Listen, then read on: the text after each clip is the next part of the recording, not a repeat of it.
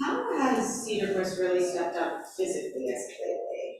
Yeah, Cedarquist and Rosian were our best two players tonight by a mile, which is great for them. But I didn't think we had enough other forwards going in the first 25, 30 minutes. That's awesome by those two. It's fantastic. I thought Cedarquist was outstanding again tonight. I thought Isak Rosian was just dynamite in a hard man's game at 19 years old. But some of our drivers, that secondary, that group of guys is to 23, 24-year-olds, and then some of our older guys, we need better from them. We can't have the 19-year-old driving our team. Just the start, what did you think of the start as far as they had a lot of... Actually, I thought the first 10 minutes we were really good. I thought we were fast, we were playing predictable, we were close on a couple plays. We missed a couple good chances. We had that 2-on-1 that we could have converted on. I thought the penalty got us spinning, and they have a really good power play, and they had a lot of chances on that. And then I thought the last 10 minutes of the first and the first 10 minutes of the second were awful. Egregious turnovers by both forwards and D. And they're a great line rush team. And we gave them credit to them. They forced turnovers, but we gave them a lot of, free odd man rushes in that middle 20 minutes of that game. What does a night for a coach, and how do you approach like the Hall of Fame, the ceremony, and just kind of, what does that do? They're hard, right? You're sitting out on the bench for 15, 20 minutes. It's not easy, but it's also special. And I think that the special outweighs the hard. It does throw your routines off. You are sitting there for 20 minutes or whatever it is before the game's played. But it's also important to see the history tradition. It's important to see what Val James has done, for African-American young kids all over the country to believe that they can chase their dreams and play in the NHL. It's important to see a guy like Pominville play 1,000 games in the NHL, have like 750 points, how much it means for him to be inducted in the Hall of Fame in the American Hockey League.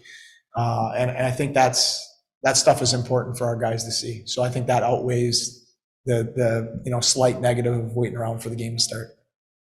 As far as Vinny's transition, he hadn't played a lot in Buffalo. He was kind of in limbo. He's coming to a new league, playing a new position. I mean, he knows the league, but it's going to be an adjustment. Just how has he kind of handled that part of it, I guess? Great.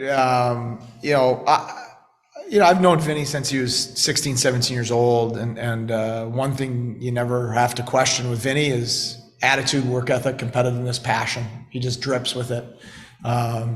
He even said the other night, of course he doesn't want to be in this league. He's been in NHL for a long time, but I said, how did it feel playing 21 minutes? And he laughed and he's like, it was pretty fun, and because it's just that, Jankowski went through that last year, right? You go from being a guy that is fighting to stay in the lineup and playing 10 minutes, 11 minutes, maybe in and out.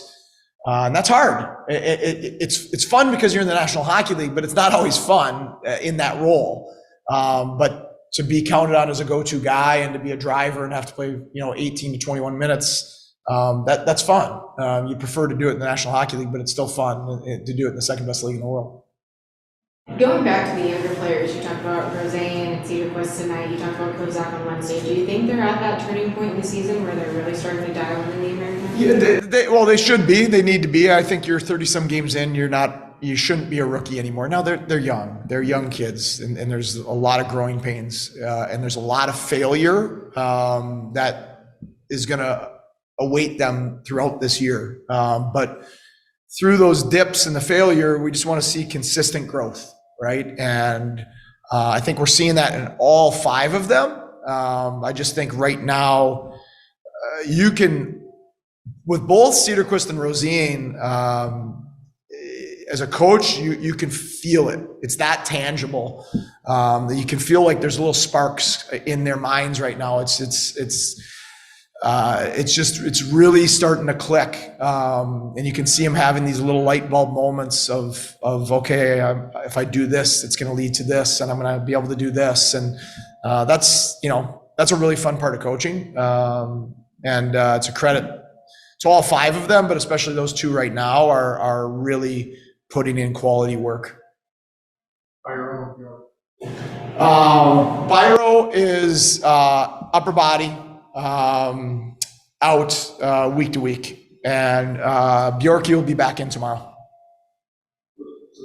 Or No. We have a lot of forwards right now. So the American Hockey League's tricky when you're balancing winning and development, and we can't just shelf the kids. That can't be the answer. And with Byro's injury, we had to get Jobst in there at center as well. But Bjork will be right back in there tomorrow. He's been really, really good for us, and he's played very good the last month. Scoring's out with an upper body, multiple weeks. He'll probably be out through the All-Star break. the fact that Byro isn't going to the All-Star game, is that an indication it's longer than, it's multiple weeks? No, or Byro made that decision before. It just wasn't announced. So Byro's been fighting through some nagging injuries. He's been playing with it. And, even though he's still a young player, and it's a heck of an honor that he'd earned, he's got a real level head. He approaches things very thoughtfully. And he came in one day and told Jason and I that he just felt that he'd be better off for his career and for our team to take the rest instead of continuing to try to fight through the nagging injury. Pretty mature approach.